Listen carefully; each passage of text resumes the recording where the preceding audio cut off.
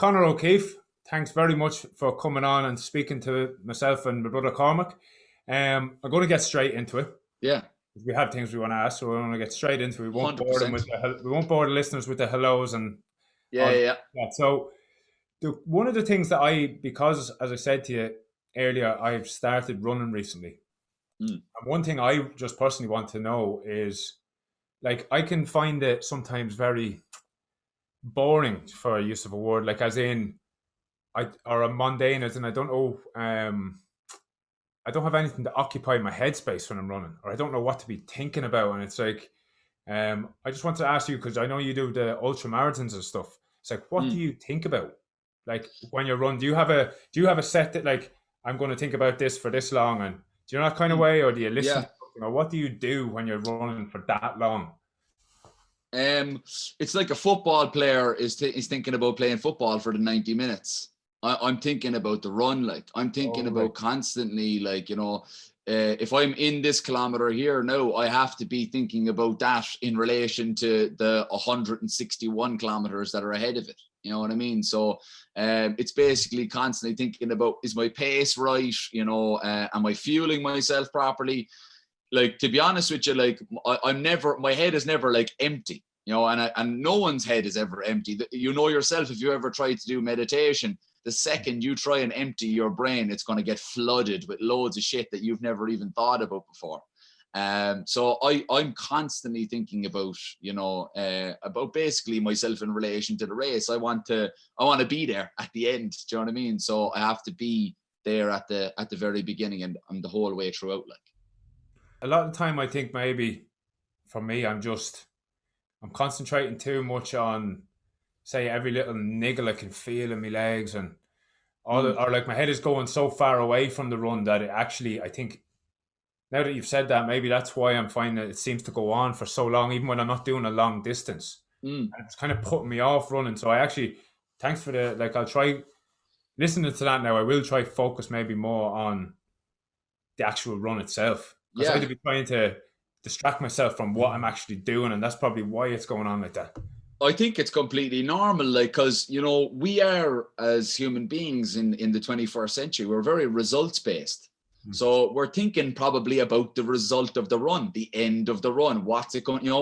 I've 8K to do, and we're thinking about that all the time. And we have to do this 8K run.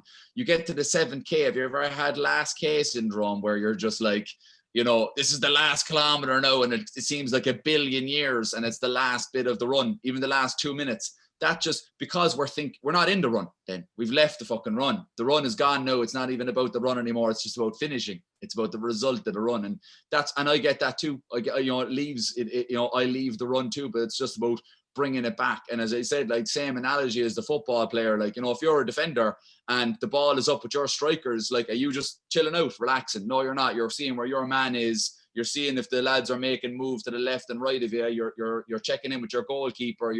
You're constantly moving, and that's the thing about running, is it doesn't matter if you're in the first kilometer or the last kilometer. You have to stay with it, like. Yeah, that's a great point, because I think from looking at your stuff, like doing 100-mile races and 200-mile races, and I'm like, It's crazy to me. and I only started running recently again myself. Like, I played football for years, but running is just different. But and I'm like, Jesus, I'm so far off where Conor is. And actually, sometimes you pop into my head when I'm on a run and I'm struggling. I'm like, but I'm kind of almost puts me down, because I'm like, I'm struggling here on this 10K and he's doing 100-milers. So I'm like comparing myself to you, who's obviously been doing it a lot longer than me. So I think it's important to remember that it's not about the result. It's not about the distance. It's about what I can do. It's kind of beating myself every day. It's like you were in my head at my run that I just finished there this morning, like, because I'm trying to be like up there and compete with the best in the country. So it's very normal for me to compare myself to who is the best in the country at the moment. Like, on Instagram, because of the society or community I find myself in ultra running, I'm just seeing other motherfuckers doing mad mileage and doing crazy fast times, and I'm like, what the flip? Like, how am I going to be able to get to those guys? But I think I have those moments, and look, it's normal for them to come into my head, and then I just say to myself, right, it doesn't really necessarily matter. What matters is the run you have ahead of you and your own progression and your own, like, what you're going to build towards. And under all of the, maybe somewhat insecurity of like not, kind of thinking, Jesus, these people are so much better than I am. Underneath all of that, there is a belief in myself then that, like, I'm just going to, I'm going to do my best that I can do and show up to, let's say, whatever races there is in the best shape that I can be in. And if I'm focusing on me and not focusing on them, then that's the only way it can go, like, Exactly. And just on that, I think you've got a great balance now, I think, of doing these great feats, but also not, as you said, not tying yourself to the achievement of the goal. It's the process that you enjoy. And I suppose I don't think you were always like that back maybe when you're doing your Muay Thai. Yeah. You were kind of saying, even when you won and beat this fella who was like one of the best at the time, you still didn't feel like you were that good. So I feel I'm the same as well. It's like no matter what I achieve in like my career or whatever, I'd never felt like worthy or that I was there. I still in ways don't feel that successful, even though from the outside looking in, you might think, oh, you've done a lot. But for me, it's like, how do you find, I suppose, what will make you feel successful? Or is that what it's about? Or how do you find your purpose, your mountain that you're going to strive towards? I think the big switch for me was not trying to find something that made me feel successful.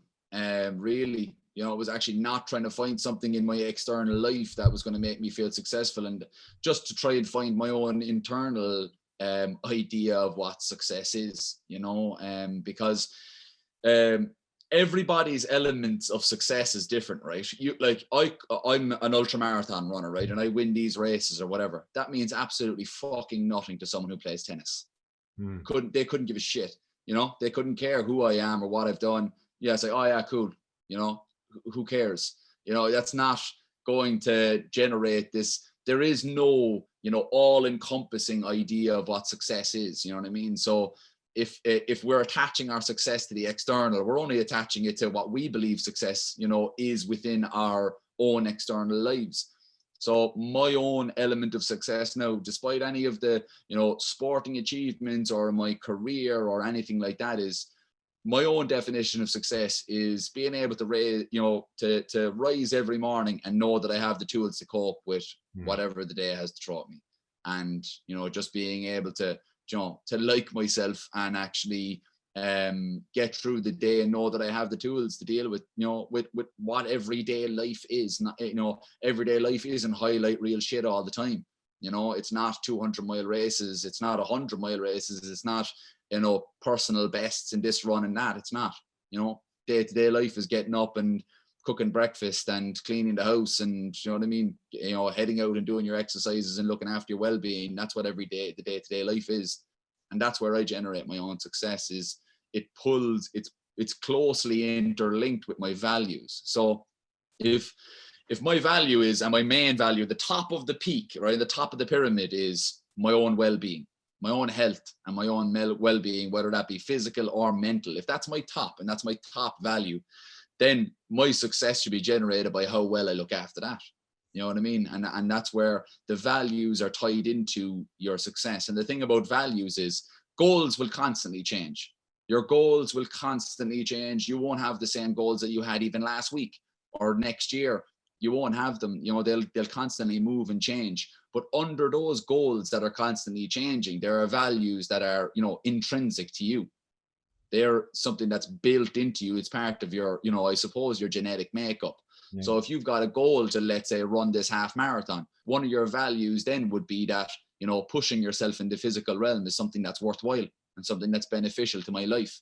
And that's something that will probably follow you throughout life. Your goals will change, but, even doing something like this, starting the podcasts, getting out of your comfort zone is a value of yours, because you're pushing into these different barriers of doing this. And then if you say that you're being true to your values, if you really are being true to your values, that's success. That really is success. If you're being true to your values, when all of our lives are just, as I said, results based and looking at how much I can show you my success. I'll show you my success with my things and my car and my house and all these things. Success is not something that I think is, emanating, is not outside. It's something that's emanating from within. I think that's a great point. That is a great point, yeah. What I want to touch on as well is like, how do you get that motivation to get up every morning and go about looking after your well-being? And I know like everyone kind of has this drive to want to feel good, and a lot of people go towards pleasure to feel good, but that's only momentary, and then it actually makes you feel worse in the long term. So for me, it's like pleasure versus pain, and you need pain to get to the pleasure. So for example, for me, it'd be like getting up, doing exercise, having a cold shower. I have the cold shower because I'll get pleasure when I get out because I feel better. So how do you, for someone that's like, just say at home at the minute and they're like struggling to get that motivation to push themselves to like look after their well-being, how do you switch your mindset to one where you want to push yourself into that uncomfortable situation so that you grow and feel better? I think like I've got my own specific stance on motivation. Like I think that it's completely normal to not feel motivated and to not feel like you want to actually put the effort into your own well-being and your own health. It's completely normal to feel like that. I don't think that we're actually built to be motivated. Like if we were to go back 20,000 years ago, you weren't motivated. You just had to survive. You know what I mean? You had to hunt or be hunted, and you had to, survive. And so we had no real need for motivation at that time. And in those 15, 20,000 years, our lives have changed an awful lot, but our brains really haven't.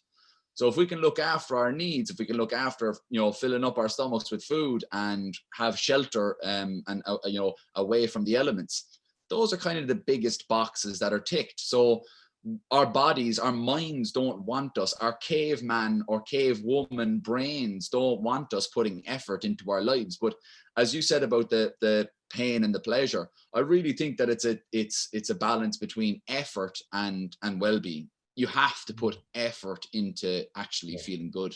You need to put effort into your day to day. And I think that's, if we all find ourselves trapped in these loops of, being on our laptops, working, and then switching from our laptops to our phones and all these type of things.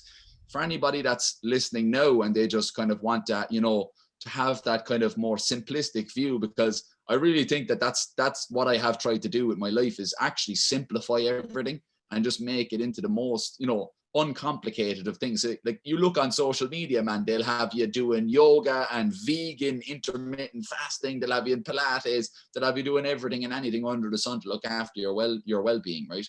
What I do is simple 3-step, program really that I just integrated into my day. There's no specific times or whatever the case may be. Just so happens that it happens first thing in the morning, and then it happens, throughout the day. So the first thing I like to do when I have that, like, eyes burned out of my skull from the laptop, feeling groggy, feeling a bit kind of, lethargic about the day, I get up off the chair and I go fill myself a glass of water, or I'll fill myself a bottle of water, right? And everybody knows we should be drinking water. That's not what I'm kind of really getting at. What I'm getting at is the mind-body connection to what we're doing. So when we are actually get up off of this chair, we're making a conscious decision that what we're doing right now is not as important as looking after our well-being right now. So we're making that conscious decision. We're sending that message to ourselves that our well-being is above what we're doing on the computer. That's step number one. That's the big goal here. You actually take on the water then, and while you're actually drinking the water and you're pouring the water out for yourself, you're thinking, okay, I'm doing this because it's worthwhile. It's worth me putting the effort in to try and keep up my hydration, and this is doing good for my body and for my mind. You're drinking your water. The next thing I like to do, step 2, really is move my body. And that's not going out for big maddy runs or weight sessions or whatever. Just move my body. I'll stretch it out a bit. I'll even do circles with my hips. I'll do some standing quad stretches. I'll touch my toes. I'll do these kind of simple movements that just kind of get my body kind of moving and flowing in a different way again. You know, I'm sitting down, you know, I'm in front of the laptop a lot as well sometimes, and doing Zoom calls and Zoom meetings and things like that. We have, you know, we are sitting in the same place. Our eyes are, you know, occupied by the screen. Getting that movement into us is really important. And the third thing I like to do is when I'm doing my movement, it's usually while I'm waiting for the kettle to boil. Kettle boils, make a cup of tea, cup of coffee, and I take it outside. Getting outside is number 3. That's step number 3, and that is like incredibly important to me. Every single day I get outside, every single day. And it's so surprising when I talk to people, how many people, especially in COVID, that have actually spent 90%, or if not sometimes 100% of their day indoors. And it's just, I don't know, I touched on the caveman self, but it is unnatural. It's unnatural that we would stay inside for all that time, and we not get outside and feel the breeze and hear the birds and all of these things. And after I do those 3 things, when I come back to the laptop, I feel refreshed. I feel better about myself. I feel better about my day. I've really stuck to my own set of values, and that is that at the top of the pyramid of values is my own well-being, and I've looked after that. And I know that, like, if I do that and I'm after doing that, I know how great it feels. 45 minutes later, I'll take another break. I'll walk around the house. I'll do, you know what I mean? It's a process. And then it becomes then a part of your day to day. You don't even think about it, you know, you don't even actually think about it. And that's, you know, we'll get bombarded on social media by this, you know, special tea remedy, this, or, you know, this 6-week crash course diet and this, that, and the other, or, you know, getting, you know, like all of these things that maybe they have good intentions behind them, but what they do is they confuse people, and they kind of make people think as well that what they're doing isn't good enough. You know, when the simplest of things that we can actually do in our day to day really do help us to actually take care of our well-being. And it sends that message to us that we are doing that.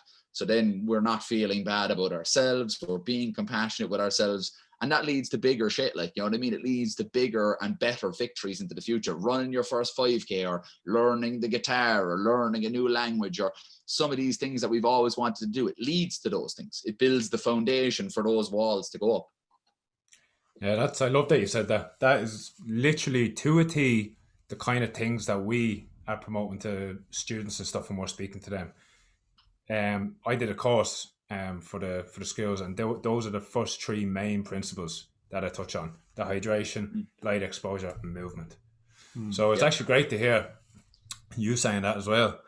And just to touch on something that struck me when I was listening to some of your podcasts, and it's kind of a personal thing for me again. So I came out with treatment a couple of years ago for alcohol. And just when you were talking about looking after your own well-being and stuff and putting the effort in, like I use those key practices that you're talking about there, the hydration, the light exposure, movement, to motivate me to, because I feel better after that. So my day becomes better, and in turn then my life. And they actually do keep me like on the straight and narrow since I've come out of treatment. Just these little kind of key practices, simple things, nothing overcomplicated.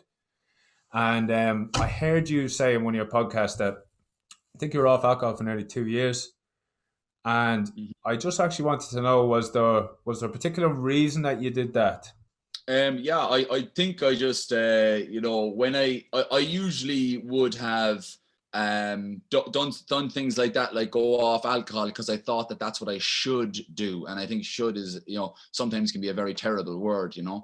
It was like I felt like, is there something that I should do? But when I decided to go off alcohol, and, you know, when it really kind of lasted for a very long time, it lasted for almost 2 years, I just identified areas of my life that could improve, you know, that may, if I was able to, you know, have a different relationship with them, that they would improve. And I noticed that alcohol really, the issue, let's say, that I was having was I was so up and down in my mood. My mood was so irregular. I could be absolutely cloud 9, going around giving fucking high fives to everybody, you know, just, you know, having the best time of my life. And then the next day I could literally be just like, don't even talk to me, you know, and just completely withdrawn from everything. And it was very tiring.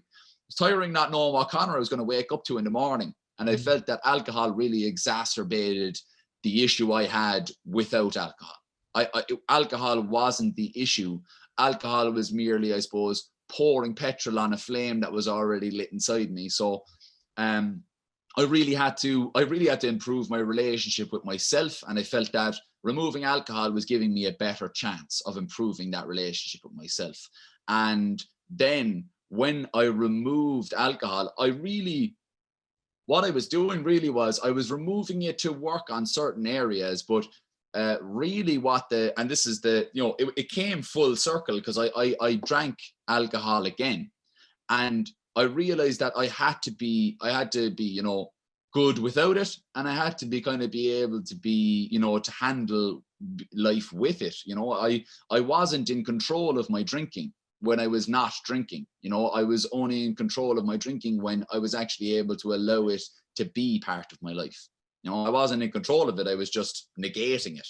And so I made a decision that, I'm very much about internal victories, not external victories. So I was coming up on going to be 2 years sober, I suppose, in about 5 weeks from the time that this happened. I was going to be 2 years on the button with no alcohol.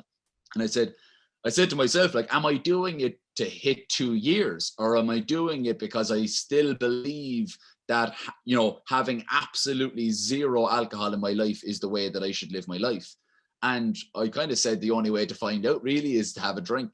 Am I doing it for that, that 2 year validation, external validation for myself that I can do it?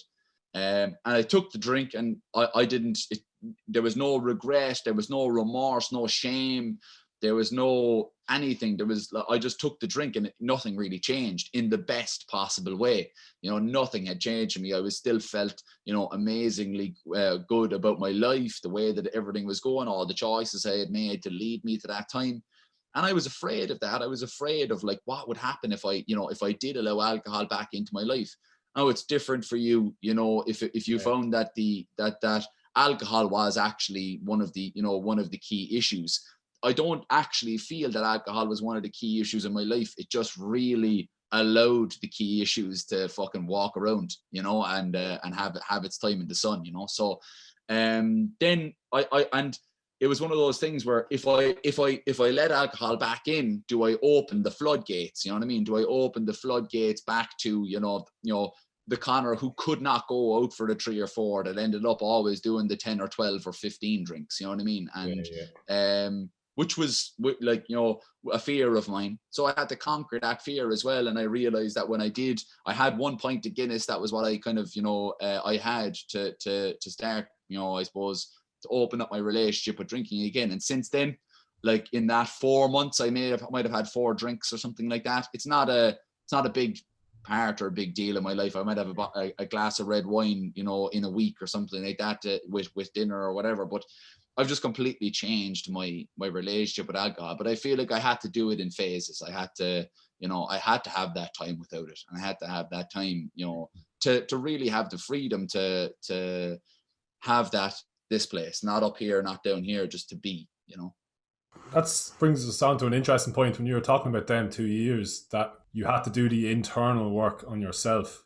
I do a lot of, like, self-reflection and, like, journaling and meditating and kind of seeing what comes up for me. But I'm just curious as to, like, your sort of process for kind of dealing with these things that, I suppose, in my eyes, they kind of bubble up sometimes when you're not expecting it, and sometimes you think you've dealt with some old insecurity or something, and then it comes up again in certain situations. What's your kind of way of looking at these internal, I suppose sometimes I call them, like, demons or whatever, or insecurities, or things that are, like, inside you, and I think they're inside all of us, and, like, a lot of us probably run away from them. So how do you kind of face them and push past them and grow and become a better person? Or yeah, like, I suppose, what I had to realize from the very beginning was that I was going to have to be very, very honest with myself. And I was going to have to, like, from my own introspection, I've looked into a bit about, about psychology, and in psychology they have two terms, the ego self and the authentic self. Who are you at that time? Am I the ego self or am I the authentic self? Am I trying to, paint a better picture of myself than I really think, just to feed the ego? Or am I actually being honest about, yeah, do you know what? I am actually insecure about that. And I am having these thoughts about that. And it is giving me this physical reaction. And where is that coming from? So first of all, I think with anything that I have dealt with in my life in terms of personal demons, first of all, was identifying them, identifying what are the triggers, what has triggered me to have this feeling and to have these thoughts. And then realizing that, yeah, it's okay. First of all, it's not to have a judgment about it, only just to recognize it, just to recognize that these thoughts come in. And then once they are in, I have to realize, what way am I looking at it from there? Then am I looking at it in this with my ego? Am I trying to save myself? Am I trying to, prevent myself from feeling hurt and feeling failure or feeling, shamed or, feeling that judgment? Am I trying to protect myself and not be honest with myself? Or am I being honest with myself and actually allowing myself to process the pain and then be able to actually move forward from there? And that's really is like the biggest, how could I say, the identifying the differences between those two has been one of the biggest things for me. And that's why my podcast is called Flip the Script, because I have written scripts of my ego only to rip them up with my authentic self and realize, no, Conor, you're fucking bullshitting yourself here. And that's not at all how you feel about these things. And you're actually tremendously insecure about this, and it's okay. That's fine. And let's see if we can work on it.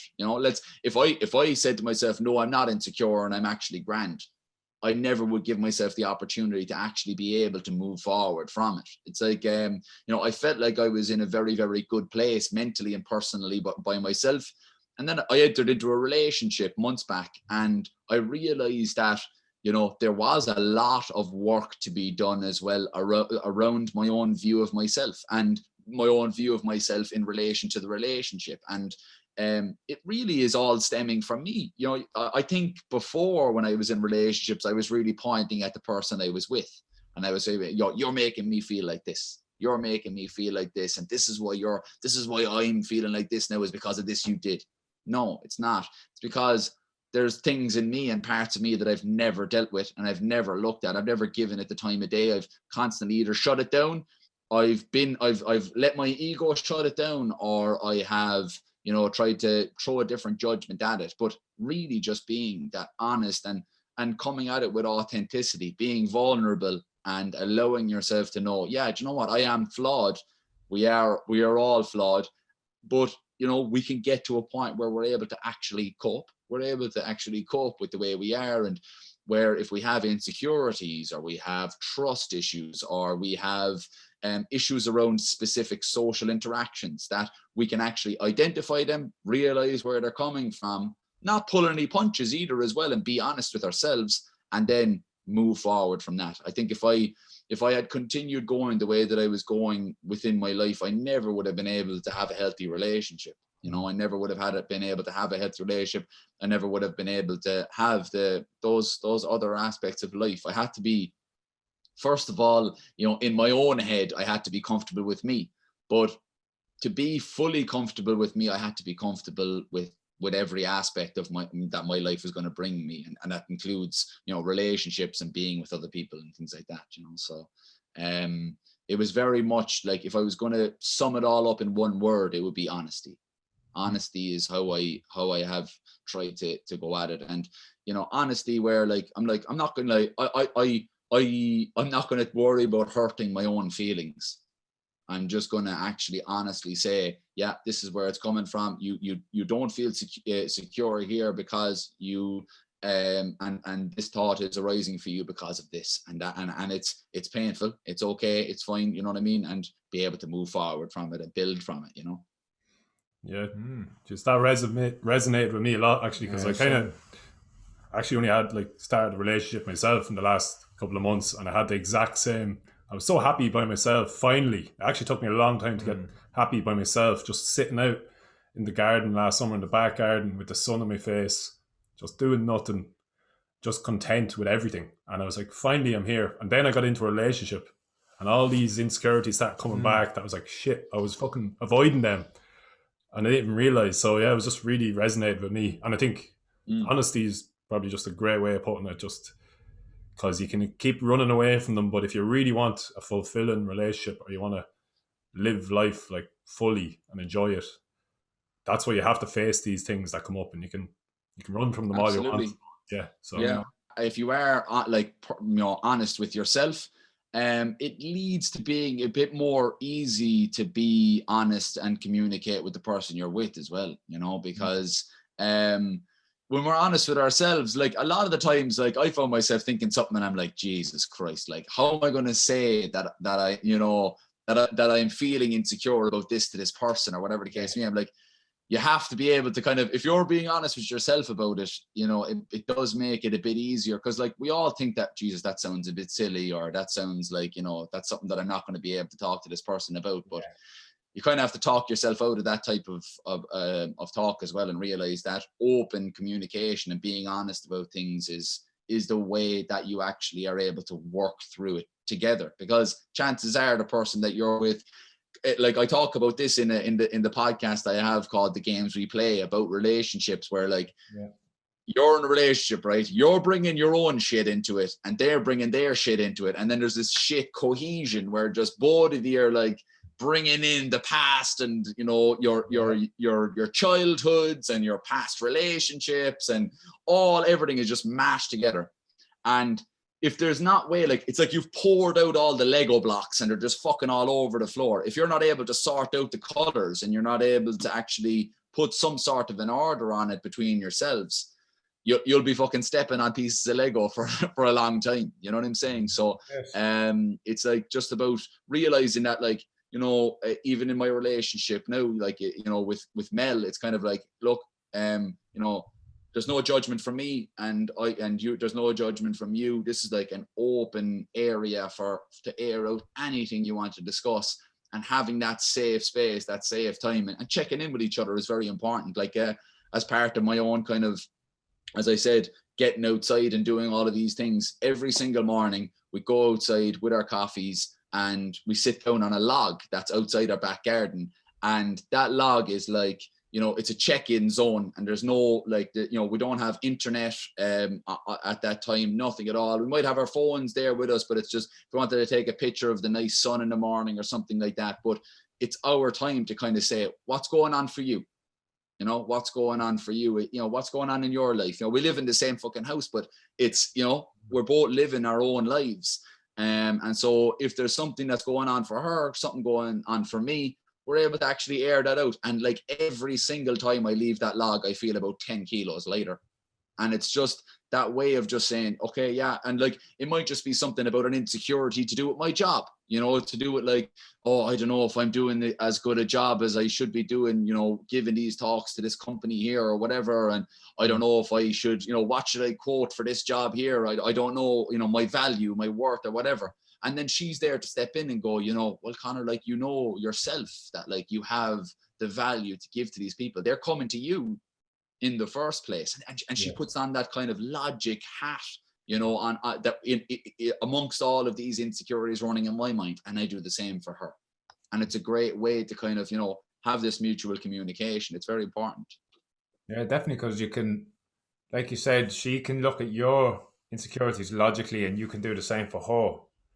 This is it's making me think a lot now, like, because I'm in a new relationship myself, and it's the same thing. It's like you said, everyone brings their own shit. Each side bring their own shit to it, and it's just a matter of sorting that out. And it's like, it's hard when you have one of them insecurities, like you said. It's very hard sometimes to say it to the person in fear of what it's going to sound like. But I think when you just, like, that little bit of effort, that little bit of courage just to jump in and do it that one time, and you'll notice the growth that comes from it, and it just gets easier and easier, and the relationship gets easier, instead of what a lot of people do, and what I did myself in every other relationship, was hold those things in and try to just push past it yourself. It never works. Do you know what I mean? Absolutely. I think Yeah, that's you're carrying that around with you, like, you know, that's the Mm. thing. I would have tried to, like, have these internal battles with myself, like, Yeah. about all of these different things. And then, you know, when you look upon it now, when I look upon it now, I really try not to, like, judge who I was in previous relationships, because my intentions behind it were always good. I didn't want to bring this shit to her. You know, I didn't want to bring, you know, my crap to her front door. But in a relationship, to a certain extent, my crap's her crap and her crap's my crap. You know what I mean? And that's the thing. Like, you have to be able to share that and have an open kind of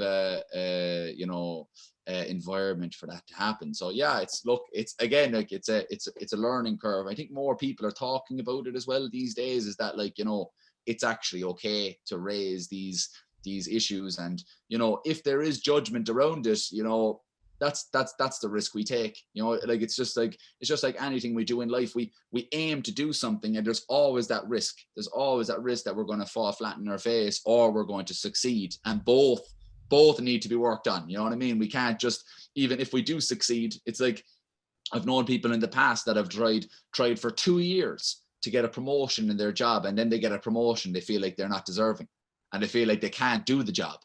And I'm like, okay, you got picked for the fucking job. Yeah. There was 50 other people went for the job and you got it. You know, what does that really actually tell you, honestly? And people have a very, very hard time sometimes dealing with failure, but also dealing with success too. So it's I think we when we do create that kind of environment in a relationship, we're risking that.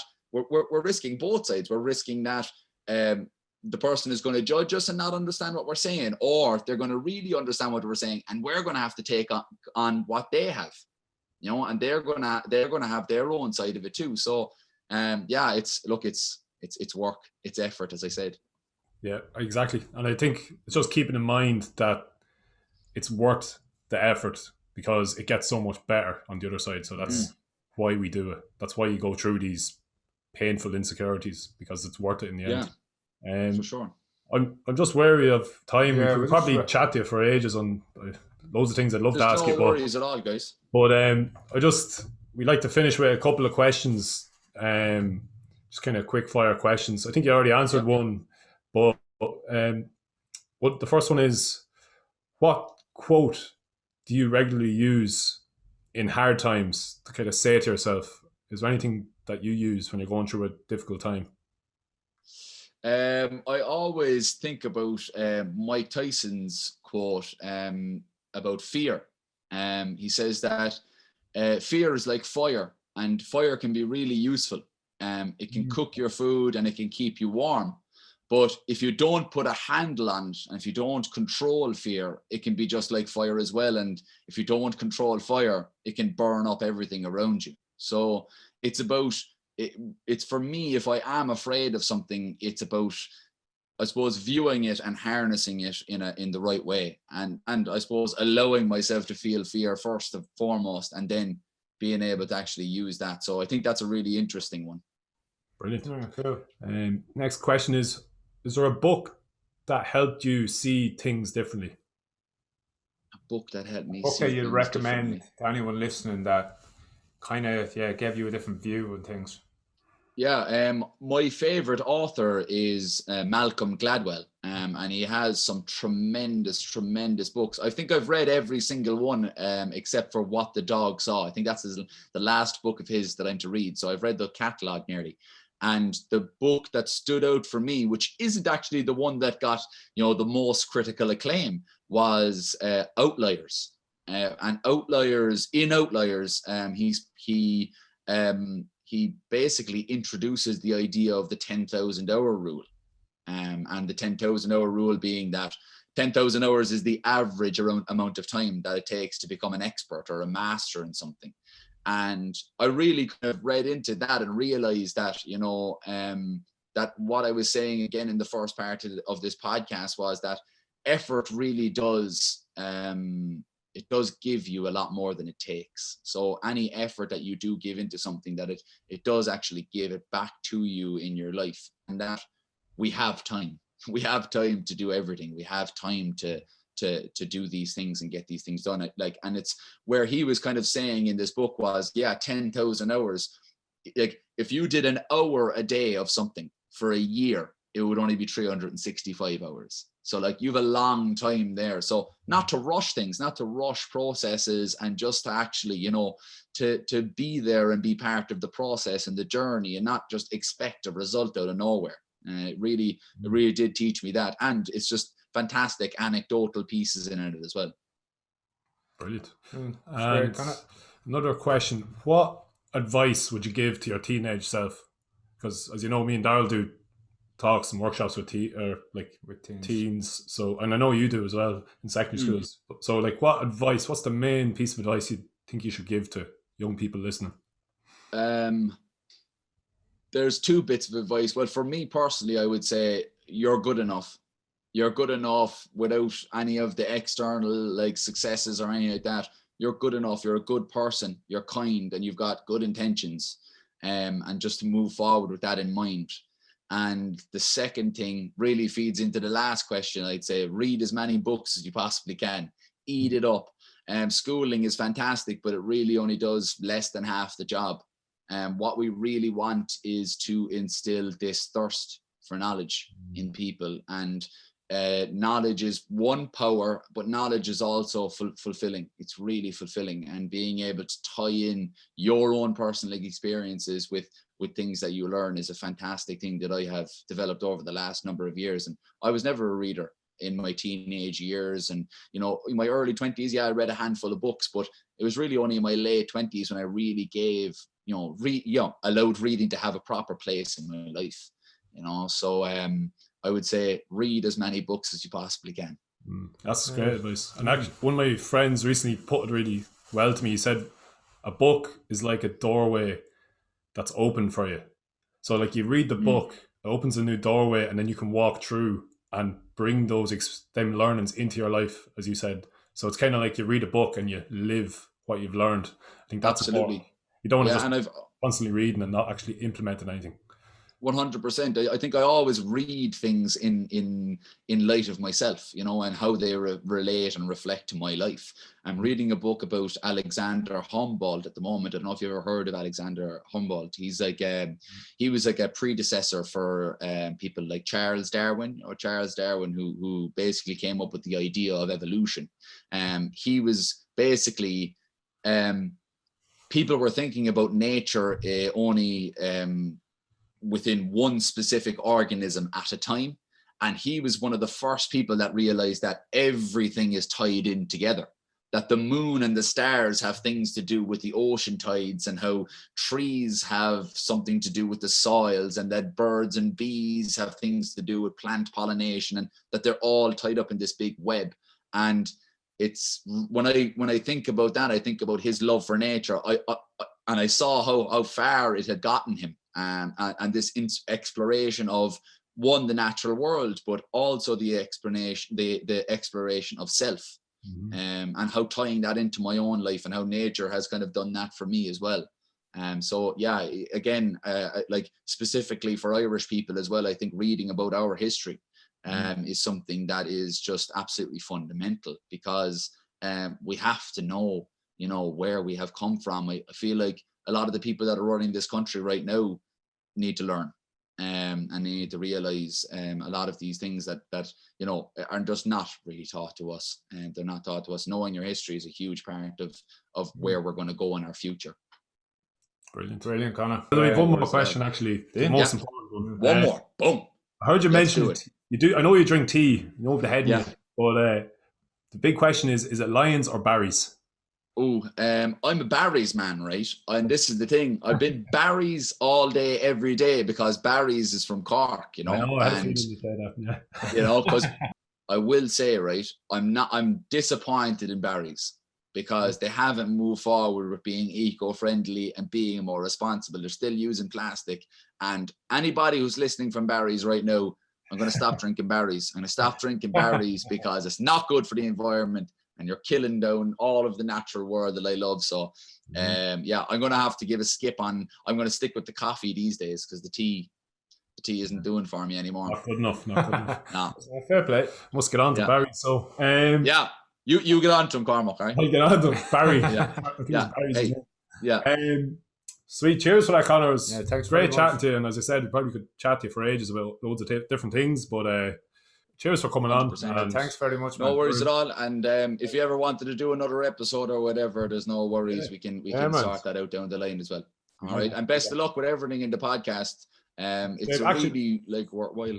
Yeah, cheers. And just before you go, actually, how do people find you if they want to listen to your podcast or follow you, or how do they find you? My Instagram handle is O'Keefe, COKEEFFE, and everything. That's kind of like the headquarters. That's where everything kind of goes down. And there's a link there to my Patreon page as well that I write pieces on. I write articles in there, and I have my podcast linked up there as well. Flip the Script is available on Spotify, on Google Podcasts, Apple Podcasts, and it's just been an absolute fantastic journey just to hear people kind of say, yeah, you know what, it resonated with me. And when I hear resonated, when I see resonated on the page, what it basically means is you have given me permission to feel a certain way. You know what I mean? Because you felt like that, I can feel like that, and it resonated with me. You know what I mean? And giving people that type of freedom is a great thing. So, if anybody wants to listen to the podcast, completely free. And I basically run it with a Patreon page that if people wanted to support, they can support through the Patreon, but it'll always be free. You know, for anybody who doesn't have the cash to listen to it, it'll always be free. So people can always get what they want out of it.